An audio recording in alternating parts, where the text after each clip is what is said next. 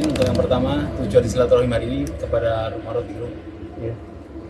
Jadi saya sudah setahun terakhir ini saya kira ya sangat aktif mengikuti berbagai macam opini di medsos, dan memang bukan karena saya di samping Pak Roky Gerung, memang dari komentarnya, analisisnya, wawasannya, udahlah bagus sekali ya.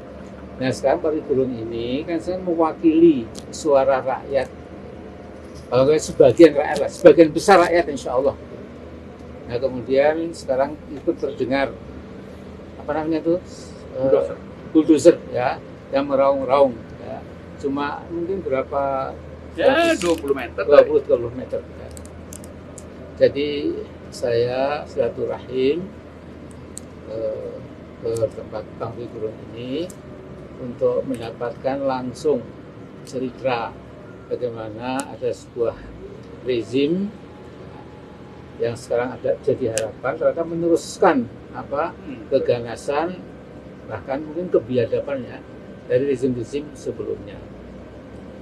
Saya lihat PP Sentul itu tahun 1993 pada waktu masa Orde Baru jaya-jayanya itu mendapatkan 2 surat HGB yang semua itu meliputi 30.000 hektar. 1 hektar itu 10.000 meter persegi, jadi 300 juta meter persegi di Kabupaten Bogor ini. Ini harus kita bongkar. Mengapa? Siapa? Apa karena waktu itu ada anaknya Pak Harto atau siapa? Ini betul-betul. Jadi banyak yang mengatakan jangan sampai potret yang penting ini, Roky Gerung versus Sentul City, itu potret dari keadilan melawan kezaliman. Memang jangan usai begitu saja ya. Kalau bisa terus saja, insya Allah akan ada kesadaran publik bahwa ternyata kita mengetahui 70-80% daratan Indonesia itu sudah bukan milik bangsa Indonesia lagi. Nah, jadi inilah sebabnya mengapa saya datang ke silaturahim, dan sudahlah pokoknya kita ini istilahnya kalau berdiri belakang Pak Roky mungkin terlalu berbau orde dulu ya.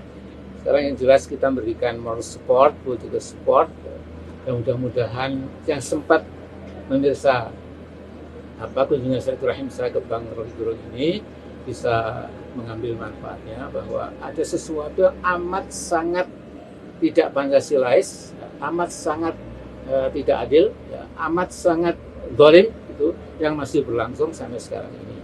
Nah, bahkan saya dulu pernah menyindir Pak Jokowi itu bagi-bagi sertifikat untuk rakyat kecil petani itu bagus. Ya. Jadi sertifikat yang jutaan hektar itu didiamkan saja. Jadi ini apa? Gitu. Ya, udahlah, Assalamualaikum warahmatullahi wabarakatuh. Pak Roky, tanggapannya? Oke, saya tidak surprise Pak Amin kesini, karena saya tahu pasti beliau akan kesini itu, secara fisik maupun secara pikiran.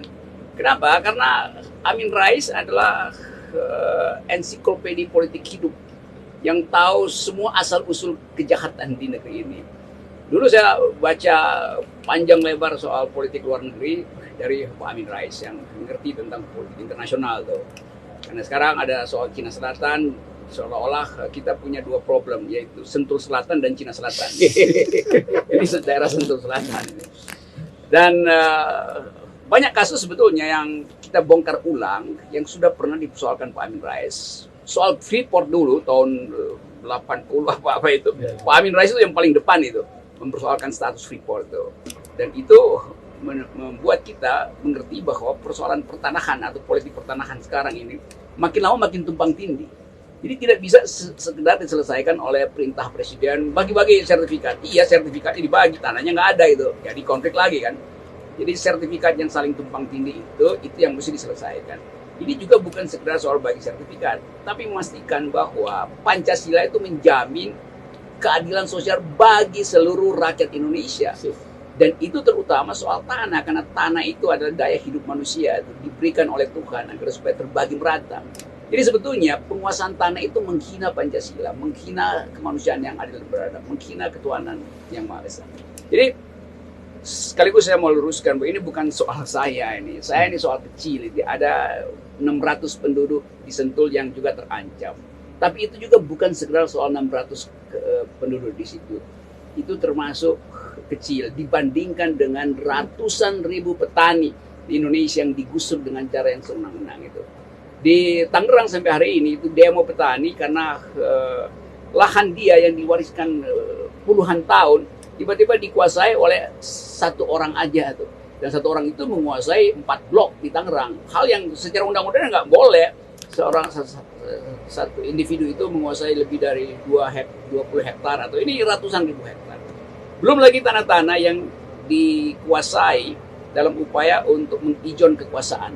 Dan begitu banyak perpanjangan izin ekstraktif industri utama yang sebenarnya sudah habis, tapi demi perpanjangan masa jabatan presiden itu diijonkan dulu tuh sebagai modal untuk tukar tambah nanti ke depan. Jadi satu paket sebetulnya kita mau lihat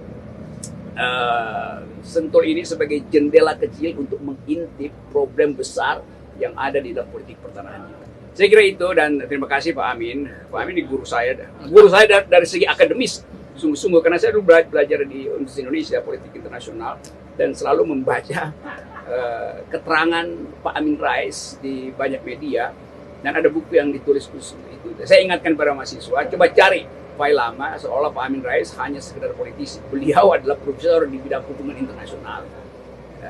Anggapan itu yang mesti saya terangkan supaya kita bisa cari keterangan tentang arah politik di Cina Selatan yang sekarang seolah-olah gagu. Presiden berpidato di secara online di sidang PBB dan seolah-olah Indonesia udah faktor di situ. Tapi itu cuma pidato doang.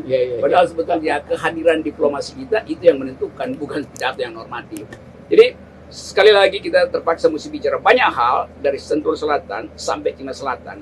Karena kita percaya bahwa membongkar kejahatan terhadap tanah itu artinya memulihkan hak manusia yang paling dasar, yaitu kehidupan yang beradab di atas tanah yang diberikan oleh Tuhan Yang Maha Esa. Terima kasih. Assalamualaikum warahmatullahi wabarakatuh. Nah, silakan stok. Salam kemerdekaan, kebebasan. Ngobrol aja. Stok. Iya.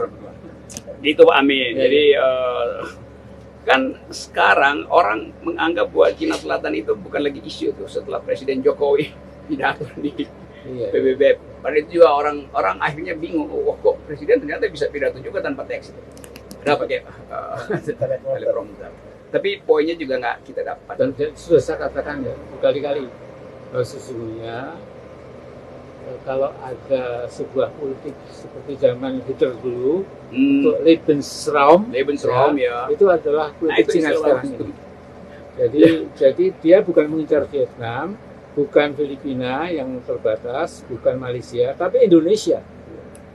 Mengapa? Karena Indonesia ini sudah ada warga negara kita yang kesetiaannya saya kira double, ya setia ke Jakarta tapi juga ke Beijing. Ya.